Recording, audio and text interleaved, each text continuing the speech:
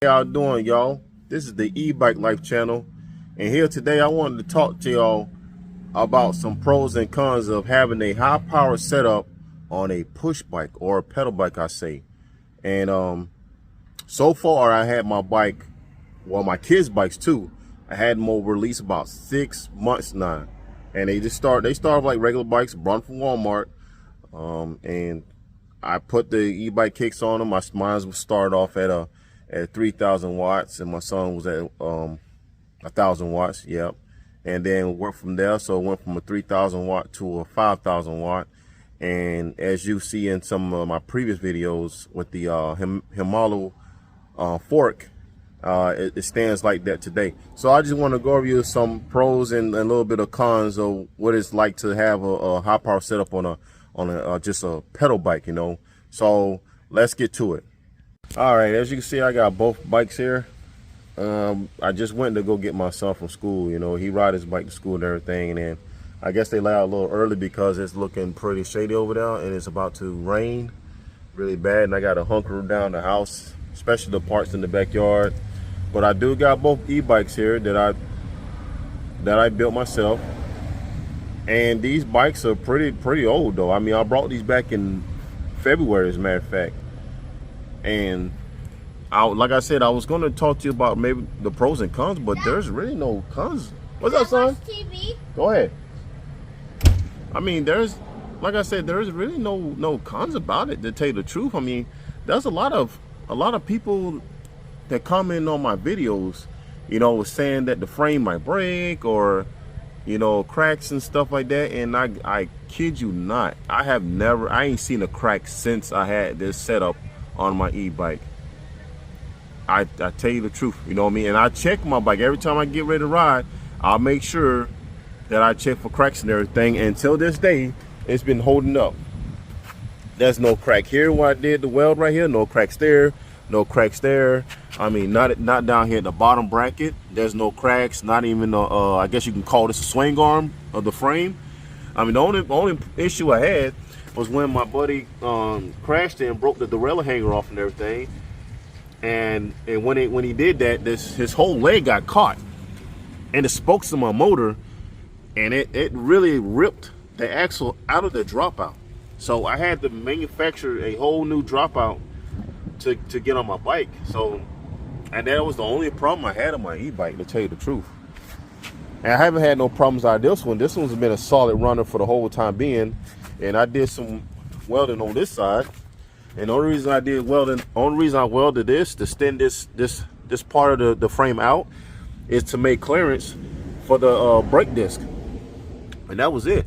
Other than that, the bike was performing solid. As you can see, I did the e-bike battery build on my son's battery. It's performing good. I installed the BMS in it. Had no problems out of it at all. No dead cells, no nothing. So in all reality, this video, well, it's not really pointless because, see, I'm gonna go ahead and just not even talk about the cons, because basically it's really just the same old e-bike stuff that we all gonna encounter, and it's basically gonna be the back tire. You know, they got a heavy QS 205 on it, so it's a little bit heavy, and I ride off road a lot, so I get a lot of cactuses, and I get a lot of as y'all people know, in Florida, we have these little sandy sparrows. That's what my grandma used to call them, and they're strong enough to actually puncture this tire, and it'll have a flat. So, but I ride off road a lot. But if you ride on road, you're not gonna have a problem. Maybe some glass or a nail or a thumbtack or anything like that. But I rarely even have a problem when I'm riding off road. It's just when I ride off road I have a problem like that. But on road, nah. So let me go ahead and not even talk about cons no more, you know what I'm saying? Because, I mean, these controllers, this controller and that controller, these are pretty much reliable. You might have a bad controller, because I did have a bad controller. I built the e-bike, another e-bike for a customer of mine, and he had a problem with his controller. And maybe a week or two later, I had a problem with my controller, you know, because I had brought a new one for so that way my son can get this controller. So I'm waiting on my new one to get here so he can have this one back. And then my son will get the Sabaton 150 back on his bike. And then this controller, I'll probably do it for another e-bike build. But anyways, let's get to it. So Oh, what's up? So, anyways, regardless of this frame, this frame has been it's been a solid good frame. You know what I mean? So now let's talk about the pros of having a high power setup on this e-bike. And then the number one pro is going to be the weight. And I'll kid you not, it's going to be the weight, because even though the fact that this hub motor and this battery weighs a lot. I say about 35 pounds for that battery, and the same for this hub motor. But all together, this bike only weighs 95 pounds, and actually it's 3 pounds less than it used to weigh when I had the stock fork on this bike.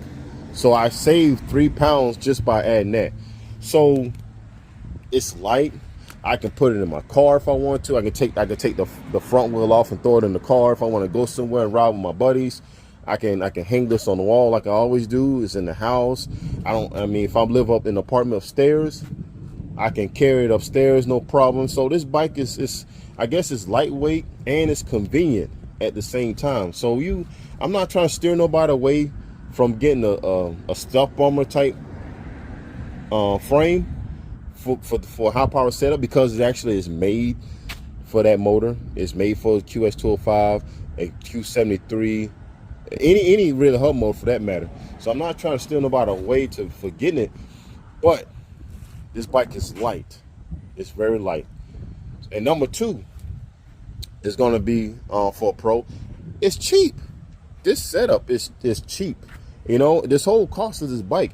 But I mean, I added a new fork and I added some handlebars. But beside all that, I mean, it only cost me about $2,200.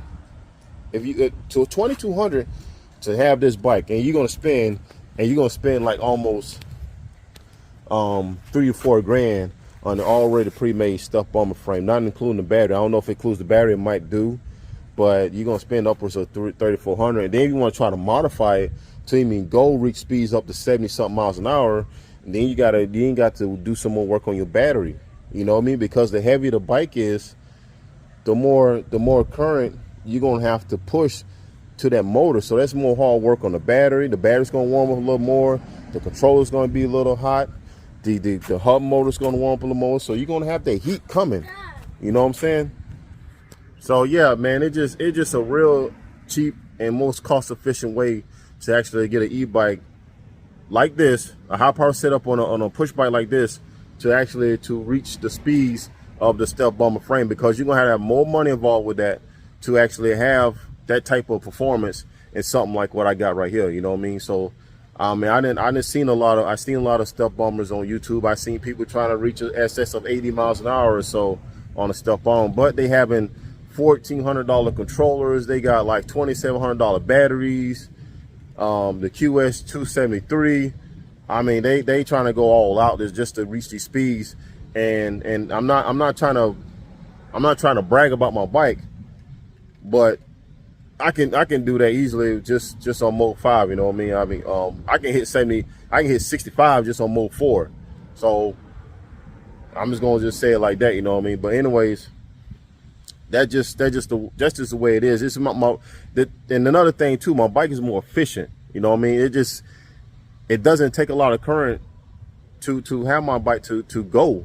You know, and I went up to excess of 20 miles a round trip, man. That's me doing like about 55 miles an hour, about 45 to 55 miles an hour. You know what I'm saying? Give or take.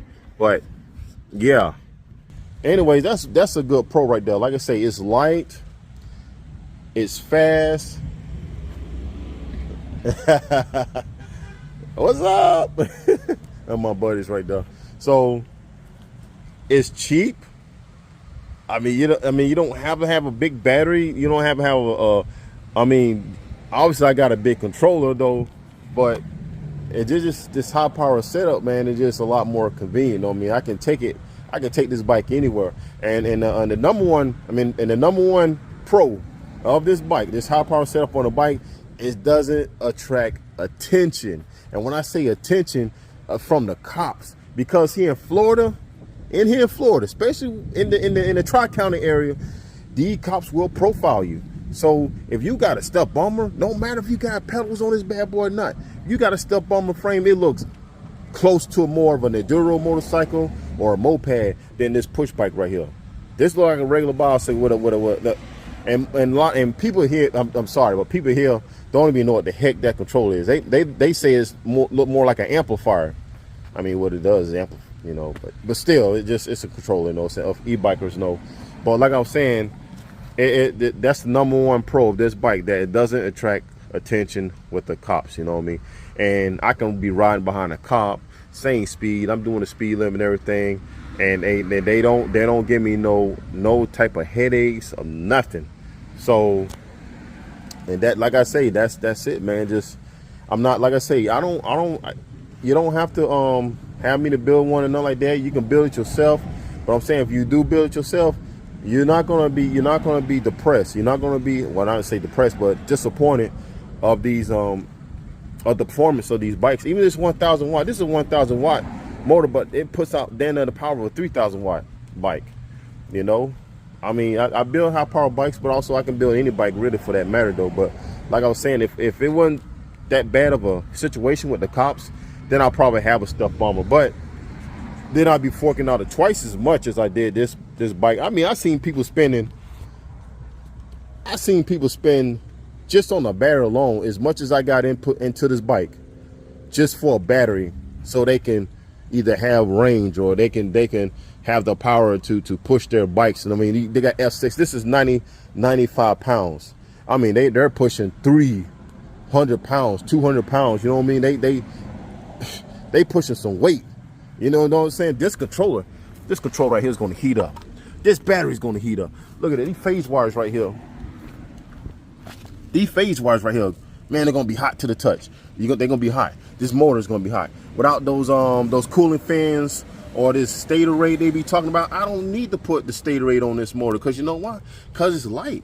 It's efficient. It don't have to work as hard to get my bike to reach those speeds as when I wanted to go. You know what I'm saying? Same thing with this battery. Yeah, it's a cheap Chinese battery, but when I mod it, it's producing the power I need to power this controller, to power this motor. You know what I'm saying? So, yeah. Oh my God, it's raining, y'all. I gotta get inside. I'm so sorry, y'all, but it was raining all day today. I mean, when I was started feeling about this bike here, and it just started drizzling and everything, so I had to get the bikes in a hurry. I got the one back here hanging up on the wall. My son's on in the room and everything. But yeah, I mean, I just wanted to show y'all the benefits of having something like this, you know, like a high power setup on a pedal bike. You know, just like, it don't even have to be from Walmart. It could be from a local bike shop. You know what I mean? It don't have to be a big boss bike like that one right there. But you know, but yeah, just think about it, man. You know what I'm saying? The performance, man, is incredible with this bike. You know what I mean? Like I say, it's a cheap bike, yeah. But it performs, man, like a freaking $8,000, $10,000 bike. You know what I mean? So, anyways, I just wanted to share my thoughts with y'all about, you know, the benefits and everything. Wasn't really no cons or nothing like that. You know what I mean? Mostly pros. You know, so. But all right, though, I'm gonna let y'all go. It's getting late now. I already took me a shower, about to go to bed. You know what I mean? And but I will see y'all in the next one. And this is the E-Bike Life channel. And have a good one, y'all.